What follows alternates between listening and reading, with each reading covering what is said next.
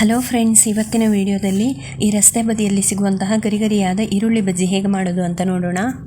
ನಾನು ಕೆಲವು ಟಿಪ್ಸ್ ಹೇಳಿದ್ದೀನಿ, ಸೊ ವಿಡಿಯೋ ಸ್ಕಿಪ್ ಮಾಡದೆ ನೋಡಿ.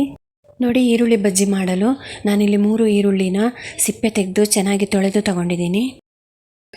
ಈರುಳ್ಳಿನ ಈ ಥರ ಕಟ್ ಮಾಡಿ ಒಂದು ಮಿಕ್ಸಿಂಗ್ ಬೌಲಿಗೆ ಹಾಕೋಣ.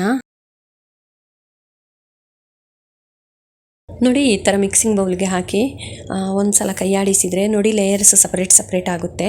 ಈಗ ಇದಕ್ಕೆ ಉಪ್ಪು ಮತ್ತು ಮೆಣಸಿನ್ಕಾಯಿ ಪುಡಿ ಸೇರಿಸೋಣ. ನಾನು ಮೆಣಸಿನ್ಕಾಯಿ ಪುಡಿ 2 ಸ್ಪೂನ್ ಸೇರಿಸಿದ್ದೀನಿ. ನಿಮಗೆ ಎಷ್ಟು ಬೇಕೋ ಅಷ್ಟು ಸೇರಿಸ್ಬೋದು. ಈಗ ಇದನ್ನು ಚೆನ್ನಾಗಿ ಮಿಕ್ಸ್ ಮಾಡಬೇಕು.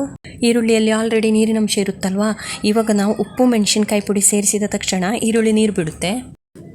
ಈ ಥರ ನೀರಿನಂಶ ನೀವು ನೋಡ್ಬೋದು. ಇವಾಗ ಇದಕ್ಕೆ ಚಿಕ್ಕದಾಗಿ ಕತ್ತರಿಸಿದ 2-3 ಹಸಿಮೆಣಸಿನ್ಕಾಯಿ, ಸ್ವಲ್ಪ ಹಿಂಗಿನ ಪೌಡ್ರ್ ಸೇರಿಸಿ ಈಗ ಓಂಕಾಳು ಸ್ವಲ್ಪ ಕೈಯಿಂದಲೇ ಈ ಥರ ಕ್ರಷ್ ಮಾಡಿ ಸೇರಿಸೋಣ.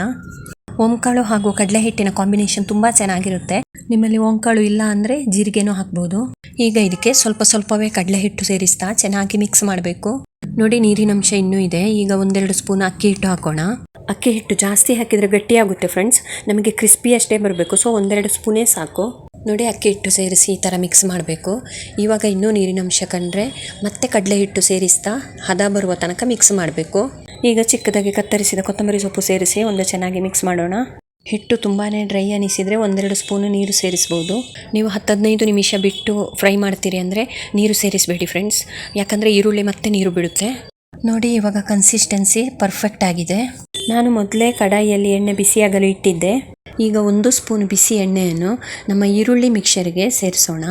ಇದರಿಂದ ಬಜ್ಜಿ ಕ್ರಿಸ್ಪಿಯಾಗಿ ಚೆನ್ನಾಗಿ ಬರುತ್ತೆ. ಇವಾಗ ಫ್ರೈ ಮಾಡೋಣ. ಬಜ್ಜಿಯನ್ನು ಈ ಥರ ಎಣ್ಣೆಯಲ್ಲಿ ಬಿಡಬೇಕು. ಗ್ಯಾಸನ್ನು ಮೀಡಿಯಂ ಫ್ಲೇಮಲ್ಲಿ ಇಡಿ. ಎಣ್ಣೆ ಮೀಡಿಯಮ್ ಆಗಿ ಬಿಸಿಯಾಗಿರಬೇಕು. ಜಾಸ್ತಿ ಬಿಸಿ ಆದರೆ ಪಕೋಡ ಕಪ್ಪಾಗುತ್ತೆ.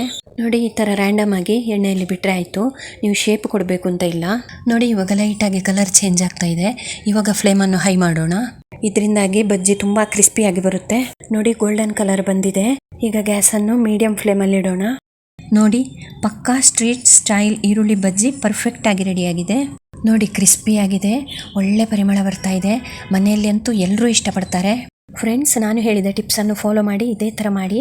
ಸ್ಟ್ರೀಟಲ್ಲಿ ಸಿಗುವಂತಹ ರುಚಿಯಾದ ಈರುಳ್ಳಿ ಬಜ್ಜಿ ನಿಮ್ಮ ಮನೆಯಲ್ಲೂ ರೆಡಿಯಾಗುತ್ತೆ.